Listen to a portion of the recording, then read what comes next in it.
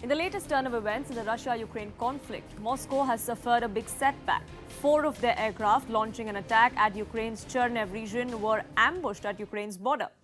Governor of Russia's Bryansk region has now come out and said that 5 houses were damaged due to the crash of one of those helicopters. Russian officers have, on the other hand, claimed that they delivered a successful strike with high-precision, long-range air and sea-based weapons against Russia. They further claimed that they have successfully stopped Ukrainian troops in Bakhmut as well. Amidst all this, Ukrainian president has spelled out that he has no plans of targeting Russian territories and that the counter-offensive that he has planned is solely to deoccupy all Ukrainian territories that have been captured illegally by the Russian side. A move, he speculates, shall put the end to the war by the year end. Meanwhile, a top Chinese envoy is also traveling to Ukraine as part of his Europe trip, which shall end in Russia, aiming to discuss a political settlement as a resolution to this conflict. Among these, we are going to be seeing the most senior Chinese official to visit Ukraine since Russia launched an invasion last year. This is part of the peace plan that Chinese President Xi Jinping had floated, where he wanted to broker peace between the two countries and put an end to the war.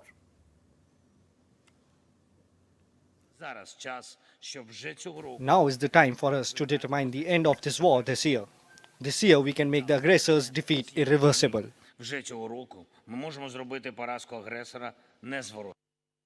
In the areas of Ternopil and Petropavlivka, Dnipro-Petrovsk region, the Russian armed forces delivered a strike with high-precision long-range air and sea-based weapons at the points of deployments of the Ukrainian armed forces and at the places of storage of ammunition, weapons and military equipment received from Western countries. The target has been reached. All assigned objects were hit. Ruslan Botnik, director of Ukrainian Institute of Politics, joins us on this broadcast to put this in perspective. Thank you so much for speaking with us here on News 18 Global.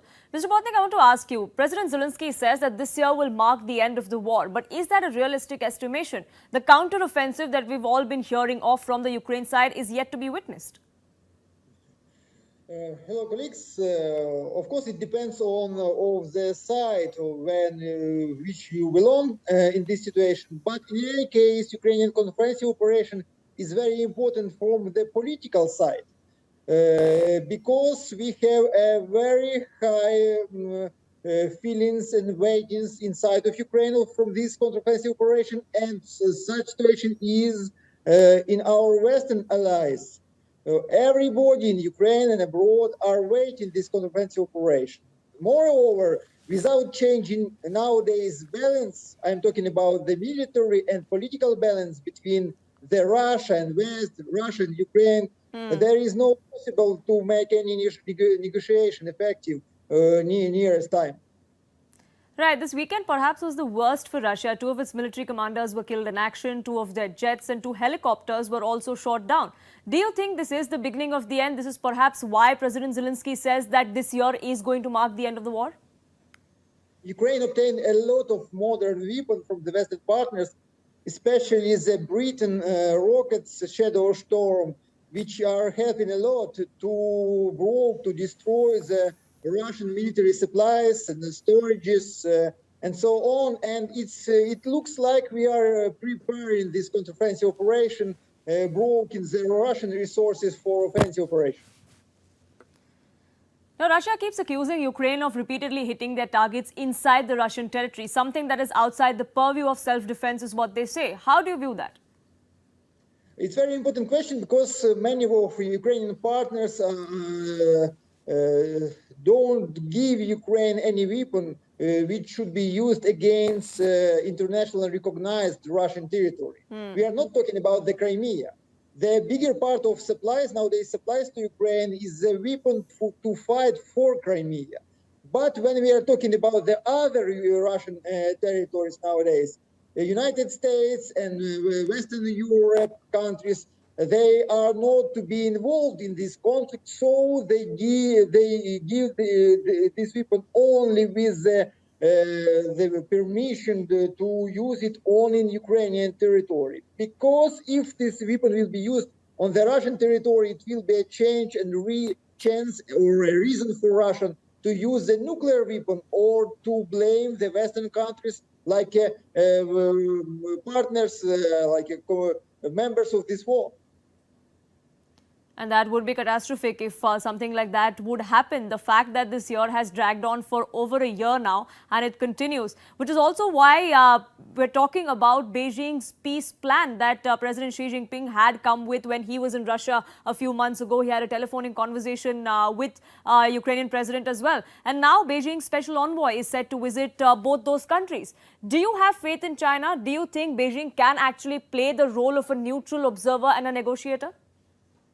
I think every peace talk is very important, but when we are talking about the visit of Chinese representative to Ukraine today, there are no in Ukraine his office. All Ukrainian political leadership now abroad today in London, and I don't know what the level of meetings Li Hui will obtain in Ukraine these days, because there is no Ukrainian leadership in Ukraine. But in any case, it's very important visit, and I think it will serve a good role, good play for starting or trying to feel the possibility of peaceful negotiation after Ukrainian counteroffensive operation. Right, whether that peaceful negotiation comes through Chinese side with their negotiations, with their peace plan, or does it come because Russia finally retreats, we'll have to wait and watch. Now, ready to launch the counter-offensive, Ukraine is now looking to strengthen its tie with its allies, given that President Zelenskyy has vowed to push Russia out of their territory by the end of this year. Looking at that, Ukrainian's President Volodymyr Zelenskyy is visiting the United Kingdom. He's meeting Rishi Sunak for a sit-down meeting where they are going to be speaking not just of the kind of aid that Britain has been giving to Ukraine, but how to take this relationship forward. Now, this visit comes just days after the United Kingdom announced that it would supply Ukraine with long-range missiles, something that Ukraine is banking on to launch its counteroffensive. Now, Zelenskyy's trip to the UK will be the fourth stop on a European tour that included meetings in Paris, Berlin and Rome for the Ukrainian president. It also comes just ahead of the Council of Europe summit in Iceland that is going to take place in just a few days from now. Sanjay Suri, my colleague, joining us to get us more details of what's expected in London. That meeting is going to happen soon. We've already seen Rishi Sunak take to Twitter where he welcomed the Ukrainian president. Well, that meeting is now underway and it's happening at Chequers, which is the countryside retreat of the British Prime Minister about 30 miles north of London. President Zelenskyy landed a short while back by helicopter on the grounds at Chequers, and the two leaders stepped in and their meeting is underway, and it's expected to be a 2-hour meeting. We have a clear announcement already from the office at 10 Downing Street. What is going to emerge from this? Most significantly, it is the British decision to supply, as the government says, hundreds of long-range attack drones, each with a... As you were reporting, Britain has already pledged and begun supply of cruise missiles, the Storm Shadow cruise missiles, to Ukraine, and this is the first time that Ukraine has got cruise missiles.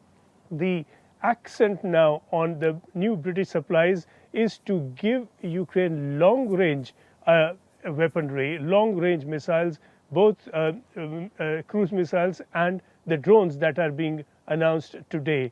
This is with a view to taking the fight not necessarily deep into Russian territory, but giving Ukraine the option of striking from further positions inland to keep them better protected for these precision assaults. Sanjay, the counteroffensive that we keep hearing of, we know that it's just around the corner. The Ukrainian president also keeps talking of it, but there's no real timeline as such. But just recently, he came out and said that this year is going to mark the end of the war. But also he said that he cannot do this in a hurry. He said that he needs more weaponry. He is still awaiting a lot of the weaponry that was promised, but that has not yet been delivered, though a substantial amount of it has been. What is crucial, guided by a lot of intelligence information from the front, and that intelligence information is something that the Ukraine military is working out together, particularly closely with the US and with Britain. So a lot will depend upon the movement of Russian positions. We've already seen a number of probing attacks, these attacks on the two Russian helicopters and the two jets that were downed. Then we have seen earlier the attack in Sevastopol on the fuel depot, on the trains carrying weapons just inside Russia. A number of very successful probing attacks have been launched by Ukraine. This clearly is a precursor. It seems to be a probing attacks to test the front lines, to rattle the Russians really. And this seems to be working because we have very credible reports that a number of Russian forces have been abandoning their positions in Bakhmut, which is the one place they had gained ground earlier. We have that as a claim by the Ukrainian military, but also as an acknowledgement from Yevgeny Prigozhin, who heads the Wagner Group, who says that Russian forces there are simply on the run. So the offensive, the Big Bang offensive may be some time off, but certainly probing attacks leading to that are underway already. And perhaps that is what gives hope to the Ukrainian president that the end is near. Sanjay, for the moment, thank you so much for putting that in perspective and getting us the latest. Before we do move on, though, the Ukrainian president was in Germany over the weekend, where he was awarded the prestigious German award in honor of his services to Europe. Listen in to what Volodymyr Zelenskyy had to say about that award. Thank you very much. Thank you for your kind words about Ukraine. First of all, about Ukraine and our heroes and our soldiers and our children. Thank you very much. My appreciation.